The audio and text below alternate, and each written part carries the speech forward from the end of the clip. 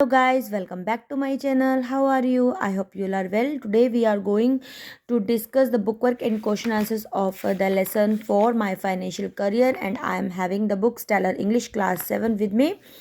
And let us start without wasting any time. First question is the narrator got nervous whenever he went to. ठीक है, nervous कैसे, जो नेटर है वो nervous कैसे हो जाता है जब भी वो कहाँ जाता है, बैंक में जाता है. ठीक है, how much money does the narrator intend to deposit in the bank, कितनी मनी डिपॉजिट करना चाहता है वो $56. Who does the narrator want to see alone, क्या देखना चाहता है वो नरेटर, मतलब कि अकेले में, मतलब किसे मिलना चाहता है, सॉरी मैनेजर को मिलना चाहता है. एंड नेक्स्ट क्या आपका, what is the accountant name, accountant का जो नेम होता है मिस्टर मोंटेगोमेरी होता है.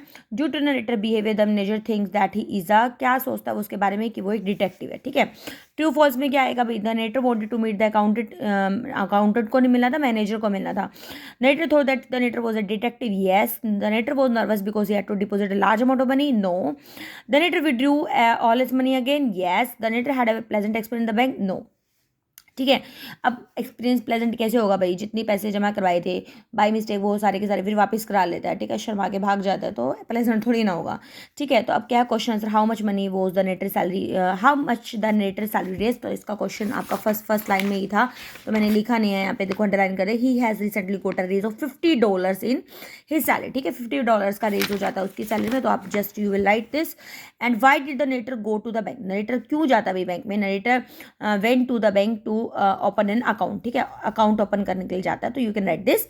थर्ड क्वेश्चन क्या है, why did the manager think that the narrator had an official secret to reveal. ठीक है, क्यों सोचता है जो मैनेजर है कि भाई नरेटर के पास कुछ मतलब कि एक कुछ अलग सा मतलब कि हॉरिबल सा सीक्रेट है उसको रिवील करने के लिए, because he wanted to meet him alone, क्योंकि उसको अकेला मिलना चाहता है. ठीक है, आप इसको ऐसे लिखते हो, the manager thought that the narrator had an awful secret to reveal because he wanted to meet him alone, आप ऐसे लिख सकते हो इसको. नेक्स्ट क्या आपका, how did the manager treat the narrator on learning that he only wish to deposit $56.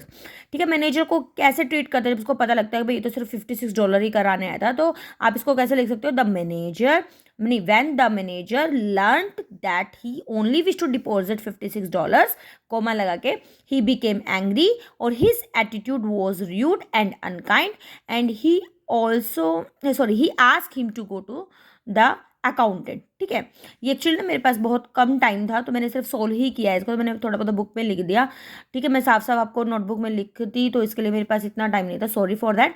तो मैं एक बार रिपीट कर देती हूँ इसको, क्या बोल रही हूँ मैं, when the manager learned that he only wished to deposit $56, comma लगा के, he became angry, his attitude was rude and unkind and he asked him to go to the accountant. Okay, next question क्या है, why did the people think that the narrator was an invalid millionaire, क्यों सोचते हैं लोग उसको invalid millionaire.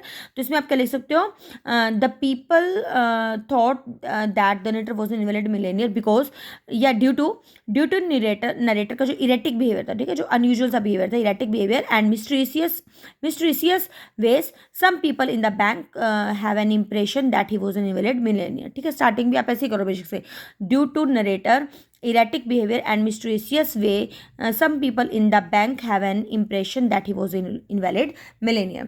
Right, next क्या, why did the people think that the narrator, ये हो गया. how did the bank staff react when the narrator rushed out of the bank, जो बैंक के स्टाफ जो मेंबर होते हैं वो कैसे रिएक्ट करते हैं, when the narrator rushed out of the bank they all started laughing. ठीक है, आप ऐसे लिख सकते हो, ऐसे लिख दो, they all started laughing when the narrator rushed out of the bank, सब हंसना शुरू कर देते हैं. राइट, फिर नेक्स्ट में क्या आपका बच्चे, I know longer knew what I was doing, the bank swum before me my eyes, who said this word, कौन बोलता है इसको, the narrator said this word.